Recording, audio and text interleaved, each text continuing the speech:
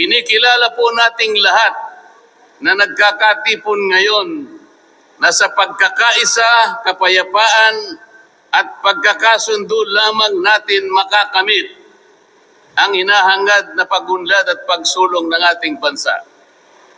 Sa bahagi po naman ng kapatid na Romel Topacio, tinindigan ang pagtitipong ito ng Iglesia ni Cristo ay konkretong kahayagan ng suporta sa naunang pahayag ng Pangulong Bongbong Marcos na hindi sasang-ayon sa isinusulong na impeachment laban kay Vice President Sara Duterte.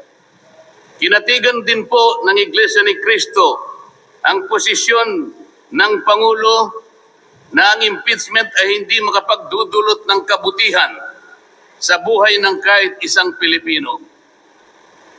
Hindi lamang ito pag-aksaya sa oras ng pamahalaan, kundi makakahadlang din sa pagre-resolba sa marami at pangunahing problema ng bansa. Mataas na presyo ng bilihin, mababang kalidad ng edukasyon, infrastruktura, serbisyong pangmedikal, kriminalidad, seguridad at iba pa.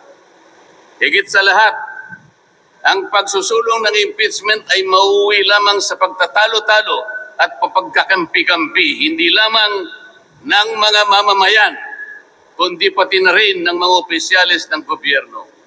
Ipinaalala rin na kapag nagtatalo-talo ang mga nasa pamahalaan, apektado ang taong bayan, at kapag magulo ang bansa, ang mga tao ang kawawa.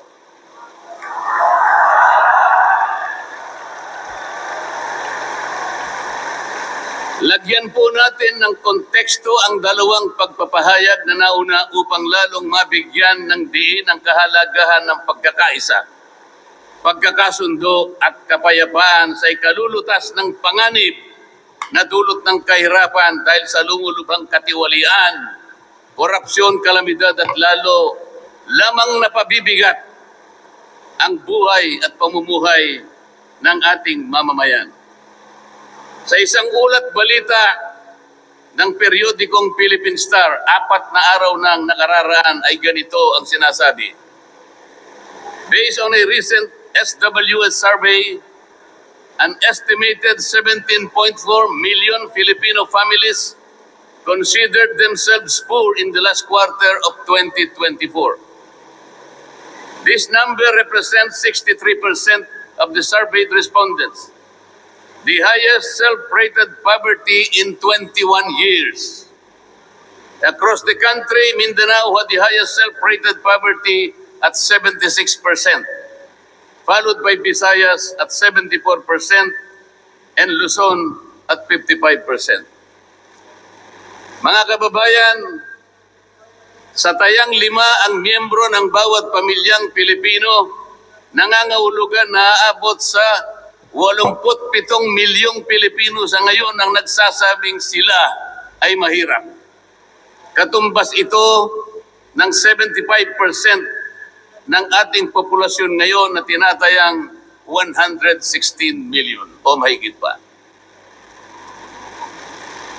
Gusto ko pong banggitin sa inyo at kailangan malaman ninyo na sa taong ito ang ating national budget ay nagkakahalaga ng 6.3 trillion pesos.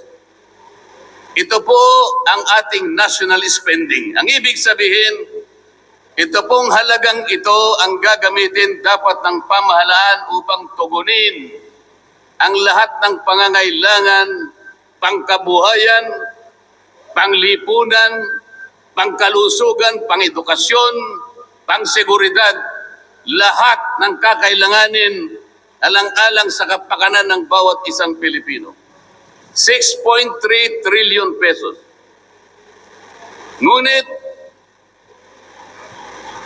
ang tinatayang magiging income lang ng ating bansa ay kulang pa sa 5 trilyong piso.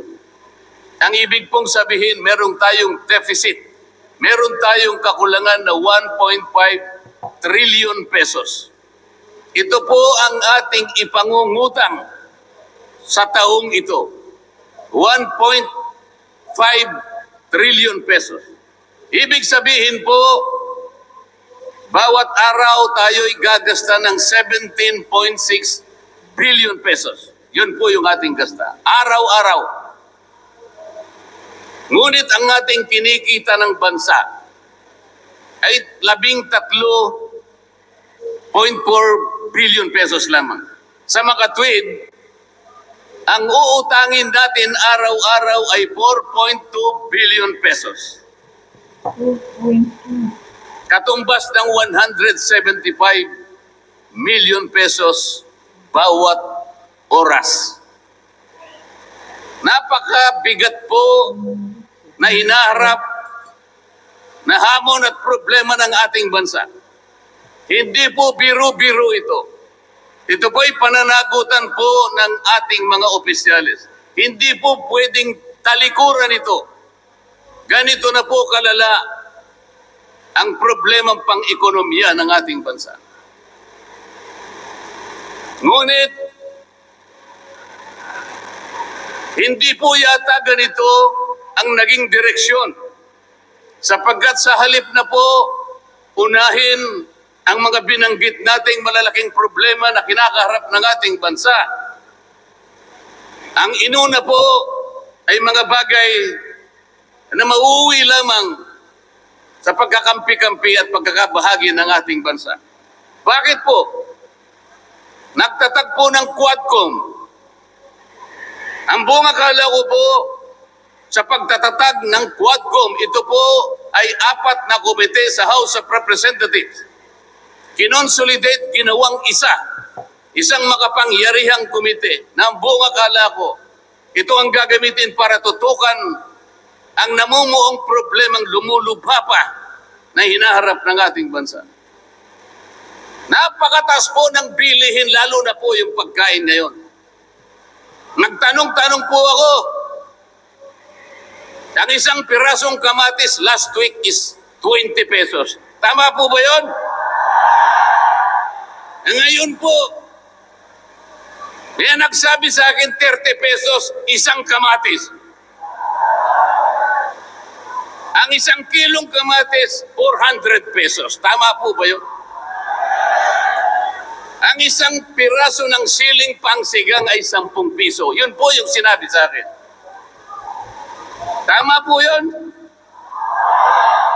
600 pesos per kilo. Yun po ang bell pepper. Dalawang kulay po yata yung bell pepper. Isang berde, isang pula. 45 pesos ang isang piraso.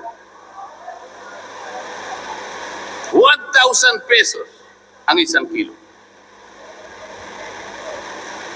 Bakit hindi po ito yung unang harapin natin?